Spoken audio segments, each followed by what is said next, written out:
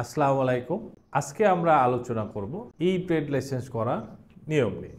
Basically আপনি চাইলেই ই trade licence তৈরি করতে পারবেন না, যদি না ওই অথরিটি আপনার ই ট্রেড লাইসেন্স প্রোভাইড করে থাকে। আরও সহজ করে যদি বলি, যে সকল অথরিটি ই ট্রেড লাইসেন্স প্রোভাইড করে, অর্থাৎ আমরা জানি যে ট্রেড লাইসেন্স প্রোভাইড করে ইউনিয়ন পরিষদ, পৌরসভা এবং সিটি কর্পোরেশন অফিসগুলো।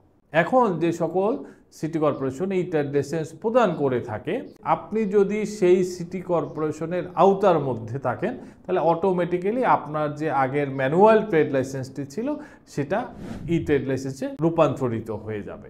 আবার ই ট্রেড লাইসেন্স প্রদান করে এরকম কোনো অথরিটির মধ্যে যদি আপনি ব্যবসা পরিচালনা করেন, তাহলে আপনি চাইলেও কিন্তু একটি ম্যানুয়াল ট্রেড লাইসেন্স করতে পারবেন না।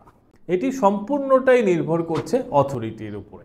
আপনি যদি এমন কোনো সিটি কর্পোরেশন অথবা পৌরসভার মধ্যে আপনার ব্যবসা পরিচালনা করেন যারা ই ট্রেড লাইসেন্স প্রদান করে থাকে, তাহলে আপনার ট্রেড লাইসেন্সটি অটোমেটিক্যালি ই ট্রেড লাইসেন্সে রূপান্তরিত হয়ে যাবে, অথবা নতুন যে ট্রেড লাইসেন্সটি করবেন সেটি ই ট্রেড লাইসেন্সই আপনি পাবেন। এছাড়া অন্য কোনোভাবে অন্য কোনো নিয়ম মেনে ই ট্রেড লাইসেন্স প্রদান করা হয় না। সাথে থাকবেন, ভালো থাকবেন। ধন্যবাদ সবাইকে।